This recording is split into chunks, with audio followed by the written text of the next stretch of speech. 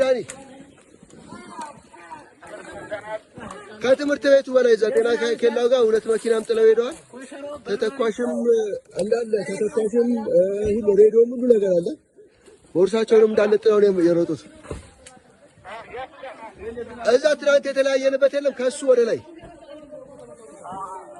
ትናንት እናንተ ያገኘንባችሁ ቦታ ላይ ከሱ ቦታ ላይ እንትን ተተኳሽም እንዳለ ልብሳቸውንም ምናቸውንም ጥለው ነው እየሮጡ ሄዱት።